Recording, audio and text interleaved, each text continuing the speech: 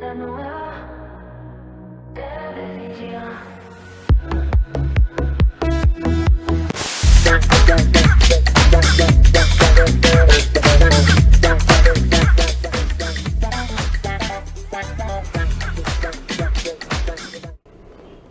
¿Qué tal, amigos? Bienvenidos a Índice Económico, el primer programa de economía de Neo Televisión. También estamos en las redes sociales de índice.pe. Yo soy Javier Prialé y hoy estoy acompañado de Carlos Besomes. ¿Cómo está, Carlos? ¿Cómo te va, Javier? Sean todos ustedes bienvenidos a este primer programa de Índice Económico, y efectivamente nos reencontramos aquí en este espacio para analizar diversos temas de la coyuntura económica.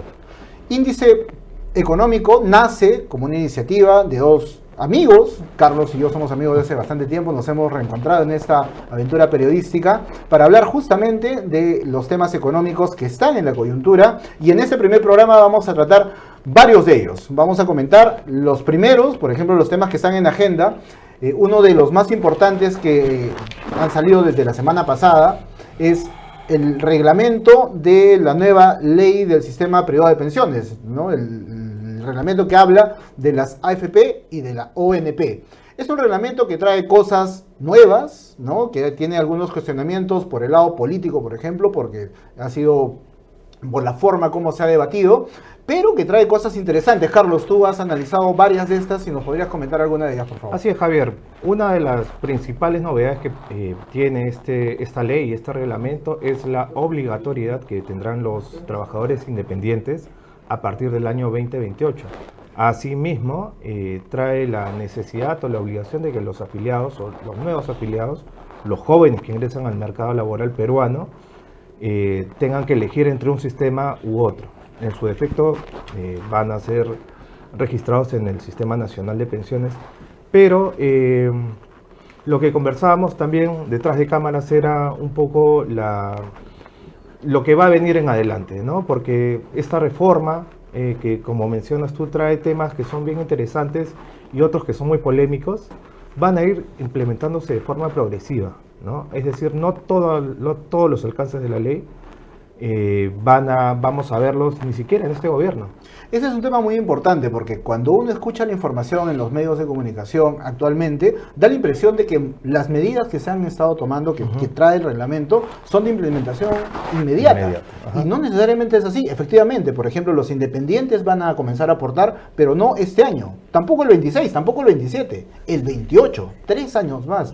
Viene un nuevo gobierno y cualquier cosa puede suceder, ¿no? Sí, entonces estamos en periodo electoral, seguramente va a ser un tema de agenda. Lo mismo pasa con la afiliación obligatoria de los menores o de los que cumplen 18 años, que se implementa recién en el 2027. Entonces es un reglamento que ha terminado pateando varias de las medidas al siguiente gobierno, y eso es una cosa que nos ha dicho, y bueno, y que efectivamente es lo que está sucediendo, y creo que todos tenemos que tener conocimiento, porque no solamente es decir, se aprobó el reglamento y trae un montón de cosas nuevas. ¿Desde cuándo se aplican? No se van a aplicar ahora, no son de aplicación inmediata. Ese es uno de los temas que están en agenda. El otro tema importante que actualmente está en agenda es la ley de presupuesto público, que se está debatiendo en el Congreso de la República. Son 257.000 millones de soles, más de 257.000 millones de soles que está planteando el gobierno como presupuesto público para el 2026, y que tiene varios temas interesantes. Uno de ellos es la tasa de crecimiento. El crecimiento del presupuesto público del próximo año es solamente de 2%. 2%. Usualmente los presupuestos públicos crecen en torno al 5% en promedio. Para el próximo gobierno tiene un crecimiento bien bajito. Un crecimiento que no se veía, o tan bajo, que no se tenía desde el año 2009, en que efectivamente hubo una crisis económica y donde el crecimiento de la economía fue muy bajo. Tenía sentido que el presupuesto de 2009 tenga un crecimiento mucho más bajo por la crisis económica que se pasó en ese momento, pero ahora no hay crisis, por el contrario. Por el contrario, hay una bonanza de precio de los minerales en el mercado internacional, hay una recuperación económica, por supuesto que es tenue, pero en síntesis lo que vamos a tener es un presupuesto mucho más acotado, que va a tener que ser ejecutado en buena medida por el siguiente gobierno.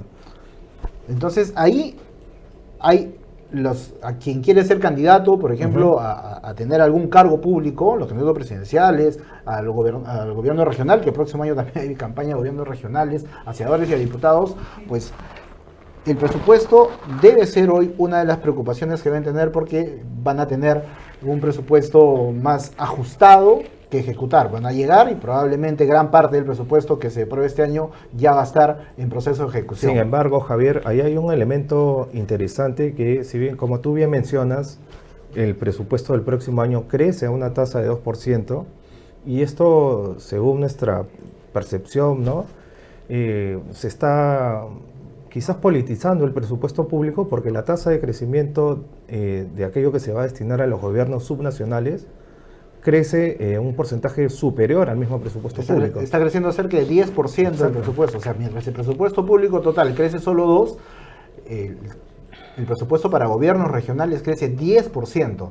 Claro, técnicamente uno podría decir que el MEF está comenzando a hacer una descentralización fiscal, asignando directamente recursos desde el inicio a los gobiernos regionales y a los gobiernos locales. Los gobiernos locales el crecimiento está acercando a 5%, ¿no? Pero también es cierto que si uno lo ve desde el lado político, gran parte del soporte político que tiene el gobierno actualmente viene de los gobiernos regionales. Entonces, si uno piensa un poquito mal, diría, oye, se está pagando el apoyo o el soporte que tiene el gobierno dándoles un incremento de 10% de presupuesto público el año 2026, que es justamente el último año de gobierno de todos los gobernadores regionales, ¿no? Exactamente. Y otro de los temas, Javier, que está en este momento en la agenda económica y que ha sido publicado en las últimas horas, ya ha sido promulgada la nueva ley agraria, la conocida ley Klimper 2.0, ¿no? Y básicamente lo que aquí se cuestiona es las exoneraciones tributarias que va a tener solamente un grupo pequeño de un sector. Por supuesto que ha crecido una tasa muy importante, es una actividad hoy económica muy importante, pero en un momento fiscal por el que atraviesa el país, es donde han despertado pues los distintos cuestionamientos de todos los frentes. No es como para decir que este cuestionamiento nace desde la mirada del izquierdo, de la derecha, porque son economistas de todos los tintes políticos y de todas las miradas económicas quienes han cuestionado. Incluyendo el Ministerio de Economía y Finanzas. O sea, así es. Estamos hablando de una medida que va a tener impacto fiscal importante, porque se está retornando a un beneficio tributario que ya se les había retirado a las empresas agroexportadoras después de 30 años de haberlos tenido, y se les está devolviendo nuevamente. Entonces, por 10 años. Por 10 años más. Entonces Exacto. Hay un debate ahí interesante que también va a estar dentro de la agenda de la campaña electoral. Y ese es el ambiente en el que estamos en esta semana. En este primer programa son, digamos, los 3 temas más importantes que se destacan dentro de la agenda económica. Pero dentro de índice.p, el índice económico, queremos hablar hoy día de otro tema que es de interés siempre de la población, que es el tema inmobiliario. ¿Qué está pasando en el sector inmobiliario en Lima y también en el país? Pues vamos a hablar hoy día con el ex viceministro de Vivienda, Hernán Navarro, que va a venir después de este pequeño corte que tenemos para ustedes. Un corte chiquitito y regresamos con Hernán para hablar del mercado inmobiliario en Lima y en el país.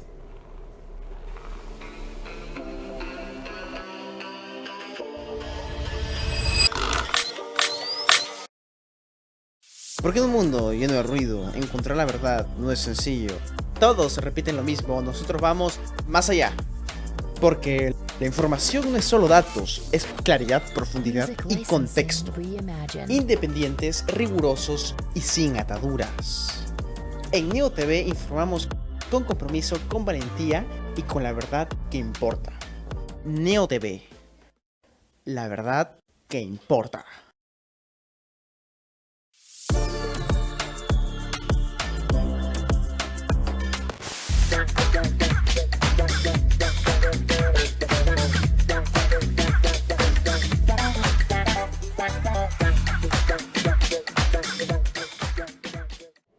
Seguimos con Índice Económico a través de la señal de Neo Televisión, y como comentó Javier en el bloque anterior, hoy en este momento nos encontramos con Hernán Navarro. Él es ex viceministro de Vivienda y Urbanismo. ¿Cómo estás, Hernán? Bienvenido a este primer programa de Índice. Y queremos conversar contigo de un tema que siempre está en la discusión de las familias, porque las familias siempre están buscando vivienda. ¿Qué es lo que está pasando en este momento en el sector inmobiliario? Bueno, muchas gracias, Carlos, Javier, por la invitación. Sí, el sector inmobiliario es un sector bastante dinámico, ¿no? Según el último reporte publicado por el Banco Central de Reserva, ¿no? Presenta de que el precio o los precios en el mercado inmobiliario siguen subiendo, hay una tendencia creciente, no con el nivel de crecimiento que se tenía en los años 2014, 2020, ¿no? Pero hay una tendencia creciente y eso indica de que el mercado hay una demanda importante, ¿no? De necesidad de vivienda, no solamente de compra, sino también de alquiler, ¿no? Y está obviamente sustentado por la misma situación del contexto económico, ¿no? El Perú es un país que vive de los minerales, ¿no? Entonces en la medida de que el precio del mineral esté bien, eso repercute directamente sobre el poder adquisitivo de la gente y por tanto para comprar, ¿no? Una de las cosas que mide este estudio del Banco Central de Reserva no las cosas, no los sectores, o los sectores que mide básicamente son los sectores medio y alto, ¿no? Correcto. O sea, son distritos donde está la clase media y la clase alta, digamos, del B y A de Lima metropolitana principalmente. Correcto. Hay distritos que tienen crecimientos importantes. Por ejemplo, el distrito con el mayor precio de metro cuadrado es Barranco, ¿no? Mucha gente pensaría que es San Isidro, San Borja o Miraflores, pero no lo es Barranco.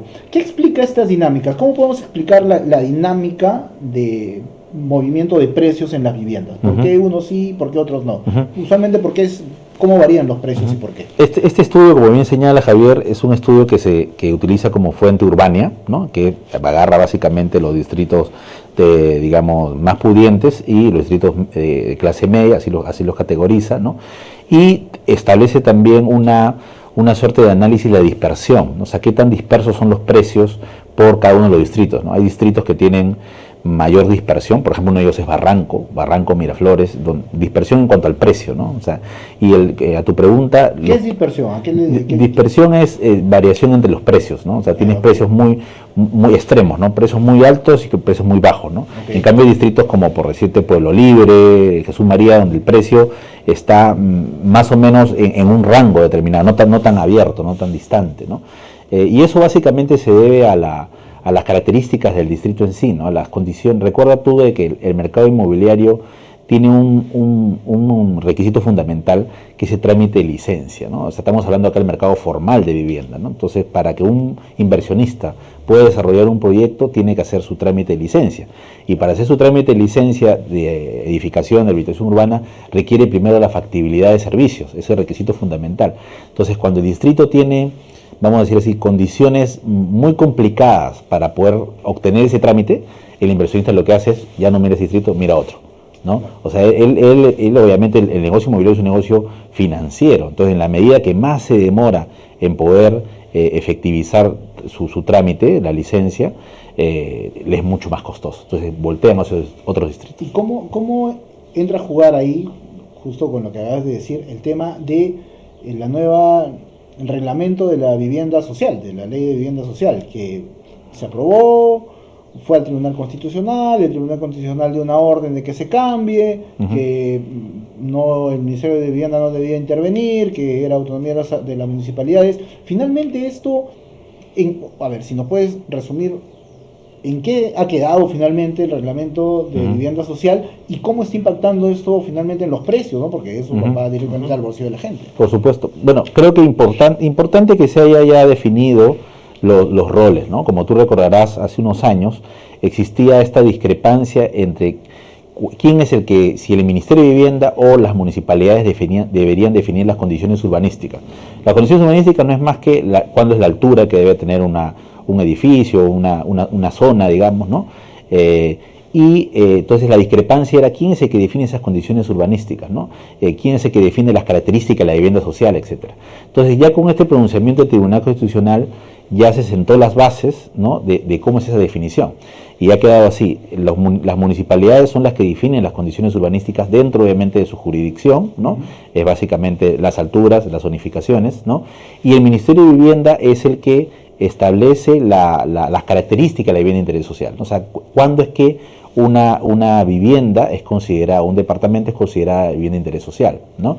Y esas características vienen acompañadas de los parámetros de construcción, ¿no? Una serie de condiciones urbanísticas, ¿no? Eso ya quedó establecido, es importante que quede establecido porque estaba generando un efecto muy pernicioso, muy dañino en el mercado, porque los inversionistas no tenían certeza, predictibilidad de cuáles de cómo tenían que tramitar la licencia, ¿no? Si con el ministerio, si con la municipalidad, entonces generaba un desorden tremendo, ¿no? Y al final repercutía sobre la inversión, ¿no? Hernán, pero ¿cómo entender esta duda o esta polémica que se generó justamente sobre el concepto de vivienda social cuando había inmobiliarias que los impulsaban de forma muy, muy fuerte en distritos considerados top, ¿no? Por el Surco, Miraflores? ¿Cómo se entiende ese tipo de vivienda en esos distritos? Sí, mira, es bien importante el tema porque, a ver, la política de vivienda que tiene el Perú en general es una política muy positiva en el sentido de que se lanza bonos al mercado, ¿no? Y el mercado es el que asume riesgo de demanda. ¿Qué significa riesgo de demanda? El mercado es el mismo que se encarga de colocar los bonos cumpliendo los requisitos que exige el programa, ¿no? O sea, dirigido a un nivel socioeconómico bajo, etcétera. Y eso ha resultado de una manera muy interesante porque si tú ves otras experiencias, por ejemplo, México, siguen muy lejos, el mismo Chile, etcétera, donde el mercado se ha metido a construir y a ellos asumir riesgos de demanda, terminas encontrando, por ejemplo, proyectos fantasma. En México encuentras edificios, proyectos complejos espectaculares, pero fantasmas, porque el Estado asume riesgo de demanda. Pero como todo modelo, tiene sus deficiencias. ¿Y cuál es su deficiencia de este modelo de lanzar bonos al mercado? Que en el mercado, como cualquier privado, prioriza la carne, o sea, prioriza lo que da mayor rentabilidad. Entonces, lo que hace el inversionista al lanzar los bonos al mercado va a los lugares donde las municipalidades den facilidades para los trámites de licencia, como te decía, donde sea más fácil sacar la factibilidad de agua y desagüe, donde no haya que invertir fuera de la construcción solamente de la vivienda en montar las cañerías de agua, de ese desagüe, ¿no? Entonces, ¿eso qué significa? Que voltean a ver los distritos top, ¿no? De la Lima, digamos, consolidada, ¿no? Y los otros distritos donde justamente se requiere impulsar los programas de vivienda social para poder hacer viviendas más asequibles, les es más difícil al inversionista entrar, ¿no? O sea, porque el trámite de la licencia es complicado, tienen que invertir en agua y desagüe y no les da con el bono. Pero en la realidad una familia de recursos pequeños puede acceder a este tipo de vivienda. Justamente cuando ya vamos al mercado de los distritos top, hay un común denominador. Es muy rápido los trámites, en general el mercado, pero digamos, el costo del suelo es bastante alto, ¿no? Entonces, como el costo del suelo es alto, le da un margen de precio del proyecto o de la vivienda, el más caro dentro de las viviendas sociales, el más caro, ¿no? Entonces, acceden clase media, básicamente, y para de contar en estos distritos, ¿no?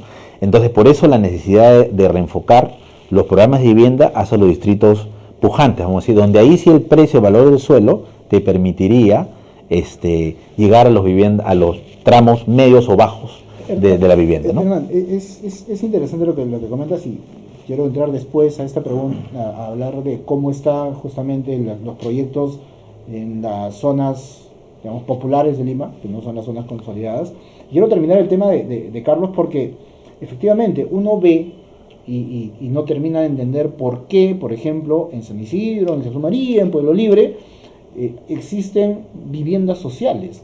O sea, ¿realmente se llaman vivienda social? O sea, conceptualmente yo puedo decir, oye, yo tengo una vivienda social, pero estoy en el límite de San Isidro con San Borja, no sé.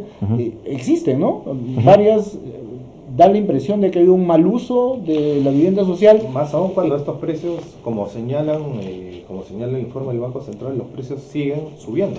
¿No? El metro cuadrado sigue al alza. Y yo en algún momento recuerdo en alguna conversación con algunas personas informadas sobre el tema, me decían, lo que pasa es que nadie controla a las inmobiliarias. O sea, no hay un control de las inmobiliarias y ellas presentan papeles y efectivamente, mira, te ponen de tal piso a tal piso un número de viviendas y como hay un porcentaje que tienen que cumplir, cumplen con la norma, pero en la práctica de social no tienen absolutamente nada, y tienen bono y el Estado les da plata, ¿no? Para poder financiar. ¿Eso es así? ¿Cómo ha estado funcionando y cómo está ahora? Ya, bien importante lo que tú dices. Dentro de los programas de vivienda hay diversos tipos de tramos de programa, ¿ya? O sea, me explico. Tienes el programa de Mi Vivienda, que es un programa dirigido a un mercado más clase media, ¿ya? Y tienes un programa de techo propio, adquisición de vivienda nueva y construcción de sitio propio, son las submodalidades, que está dirigido a un nivel socioeconómico mucho más bajo, ¿ya? De los dos tipos de programa, el subsidio no es el mismo, ¿ok? Tú tienes un subsidio obviamente bien bajito cuando es un programa de Mi Vivienda. El subsidio llega máximo a 8.000, 10.000 soles de subsidio. Pero un programa de techo propio, el subsidio te puede llevar hasta 50.000 soles, ¿no? Por vivienda. Entonces hay un subsidio diferenciado. Pero ¿qué pasa? Obviamente, cuando tienes tú un proyecto donde las viviendas se cumple una regla fundamental, el 50% más 1 son consideradas vivienda social, eso es lo que dice la ley, 50%, o sea, si en el edificio hay 100 departamentos, por un ejemplo, y hay 51 departamentos que son vivienda de interés social, quiere decir que ese proyecto se puede alinear a las condiciones urbanísticas. ¿Qué significa condiciones urbanísticas de la vivienda social? Que tiene mayores flexibilidades en los parámetros, ¿no? Entonces tienes menor rigurosidad en número de estacionamientos y una serie de cosas. Entonces eso incentiva la inversión hacia los programas, hacia el programa de Mi Vivienda, ¿no? Me explico. Entonces, y no está mal que los programas, y eso existe, ¿no? En Chile, en varios países, de que haya esta, digamos, diferenciación entre los valores de los programas, de los bonos, porque tienes diversos niveles socioeconómicos. Hay gente que te podrá pagar 800 soles de cuota mensual, otro que te pagará 3.000 soles de cuota, 2.000 cuotas, es diferente, 2.000 soles de cuota mensual, es diferente de cada programa, y es importante que haya esa diferencia porque cuando se impulsa un programa, necesitas hacer un subsidio cruzado, combinar, ¿no? O sea, tienes hay muchos programas de vivienda que se hacen, por ejemplo, donde tienes techo propio, o sea, casas mucho más económicas, y Mi Vivienda, ¿no? Y cruzas, porque si no hubiera, imagínate que desaparecemos mi programa Mi Vivienda, y solamente te quedas con el techo propio, lo que haces es, además de no generar reactivación económica, pues recuerda que en Mi Vivienda estás dando un subsidio pequeñito, y casi todo es un apalancamiento o un endeudamiento netamente de la familia. No genera reactivación económica, pero no solamente eso, no permites que nazca un proyecto de vivienda y generas guetos. Terminas generando solamente proyectos de techo propio que son muy chiquititos sin tener la posibilidad de hacer algo integral, ¿no? Entonces, de todo parte de poder ver un proyecto de manera integral. O sea, para poder llegar a estos distritos pujantes y poder generar vivienda asequible, accesible para estos niveles económicos, no basta con el bono solamente. Requieres hacer inversiones en programas, en proyectos de agua y saneamiento, que es fundamental, en pitas y veredas, accesibilidad, ¿no? Vía otros mecanismos. Hay mecanismos importantes que se han ido impulsando vía obras por impuesto, vía asociación público-privada, proyectos en activos, que permitirían que nazcan estos proyectos de vivienda. O sea, no es suficiente con el bono. En esas zonas consolidadas, si me permites, en esas zonas consolidadas, por ejemplo, uno de los principales problemas es la altura, ¿no? O sea, uno ve los reportajes que han salido en los últimos meses, ha habido varios, de edificios que tienen 20 pisos de altura, y la verdad,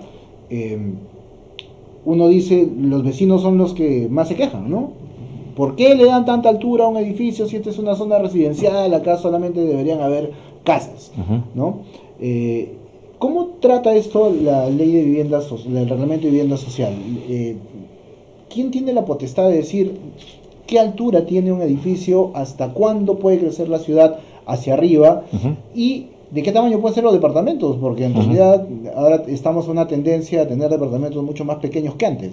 Correcto. ¿Cómo se mueve? El reglamento de vivienda de interés social lo que hace es ya alinearse a lo que el pronunciamiento del Tribunal Constitucional, que es básicamente dos criterios fundamentales. El primero, que el que te define las condiciones urbanísticas, o sea, las alturas, los parámetros urbanísticos, son las mismas municipalidades, ¿no? Las municipalidades te definen en esta avenida, en esta zona, te permite hasta tal altura, hasta tal condiciones urbanísticas. O sea, si ¿no? una municipalidad dice que en mi distrito se construye solamente 7 pisos, en esa zona, en esa avenida, se respeta eso. Y eso se define dentro de debería definir sus planes de desarrollo urbano, ¿no? Que son aprobados por la municipalidad en coordinación o aprobados por la municipalidad provincial. En el caso de Lima Metropolitana, la municipalidad de Lima, ¿no?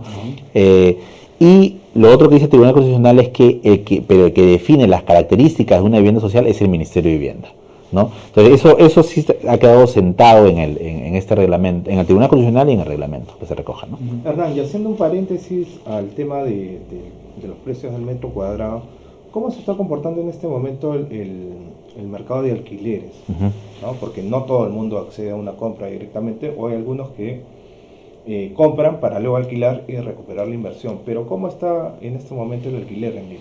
Mira, el mercado de alquileres es un mercado cada vez en mayor crecimiento. De hecho, este reporte interesante que publica el Banco Central de Reserva establece un indicador que es básicamente cuánto es lo que le costaría a una persona para recuperar, si es que se dedicara a alquilar, ¿no? ¿Cuántos años tendría que ir alquilando para que sea el equivalente a comprar, ¿no?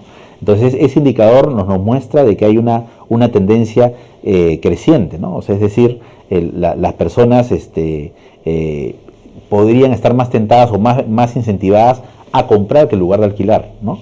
Pero a pesar de eso, el mercado sigue habiendo zonas muy importantes de crecimiento de demanda de alquiler, ¿no? Que están supeditadas básicamente a la cercanía, ¿no? Nuestra ciudad es Lima Metropolitana, o en las grandes metrópolis hay un problema de accesibilidad, el tráfico es terrible. Entonces las personas, los estudiantes, por ejemplo, los que trabajan, buscan la manera de vivir cerca de donde estudian o donde trabajan, ¿no? Y eso genera una presión tremenda en el mercado para alquilar o para comprar, ¿no? Y está bajando el número de años, por ejemplo, que para repagar. Mira, más bien hay un incentivo a aumentar.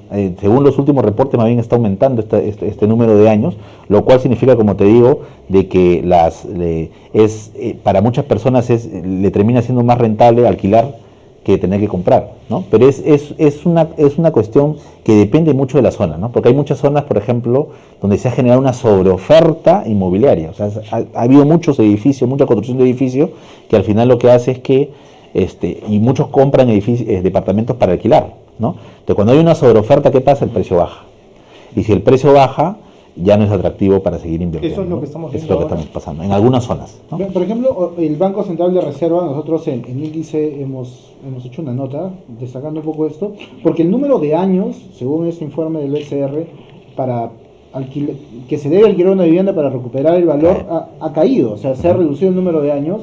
Actualmente, si una persona quiere invertir, con los datos actuales que se tienen, en comprar una vivienda y recuperar alquilando, BCR calcula que habría que alquilarlo 16,8 años en promedio. Sí. 16,8 años. Por ejemplo, en el 2021 esa cifra estaba en 20 años. Entonces, actualmente está. ¿Y por qué, según el BCR, está pasando esto? Porque hay un incremento en el precio del alquiler. Claro, alquilo más caro, por lo tanto el tiempo que voy a recuperar, voy a demorar en recuperar es más tiempo. Es menor el tiempo. Entonces, claro, cada distrito tiene una dinámica distinta. Correcto. Pero el mercado de alquiler es un mercado dinámico, finalmente. Totalmente dinámico, digamos, como te digo, depende mucho de la oferta, de la cantidad ofertada, ¿no? Si hay mucha oferta en alguna zona determinada, eso hace que el precio baje, ¿no? Porque las personas tienen mucha opción para escoger, ¿no?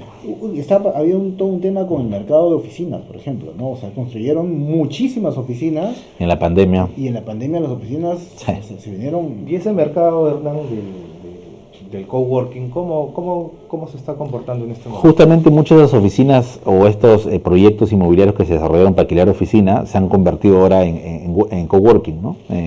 Muchas empresas o muchos servicios profesionales, por ejemplo, que se trabajan ya no alquilan necesariamente una oficina por años o con un trato anual, ¿no? Sino lo que hacen es simplemente alquilar por horas o por determinados momentos el coworking. Es un mercado que cada vez crece más, ¿no?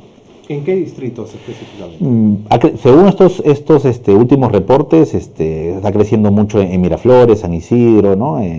Básicamente los distritos consolidados, ¿no? Hay muchísimo que hablar en ese tema inmobiliario, Hernán. De verdad que te agradecemos muchísimo Muchas gracias. por el tiempo, por acompañarnos en este primer programa. Eres algo así como nuestro padrino, digamos, por habernos acompañado Gracias el día por de la hoy. invitación. Así que nosotros te queremos comprometer para que cada vez que hablemos del tema de vivienda, pues nos puedas acompañar. Encantado. Y seas un parte de la familia de Índice y de Neo, donde estamos trabajando y que está apostando por tener un programa económico, de que se hablen estos temas que ahora que viene campaña electoral van a ser seguramente o van a estar dentro de la agenda pública, y que nosotros queremos dar nuestro granito de arena para abonar a una discusión técnica, a una discusión seria, y para eso hemos nacido como Índice. Así que muchas gracias, Hernán, por tu Muchas gracias, Javier, y lo mejor de los éxitos para ustedes. Muchas gracias, Hernán. Bien, amigos, nos reencontramos en un siguiente programa de Índice Económico a través de Neo Televisión.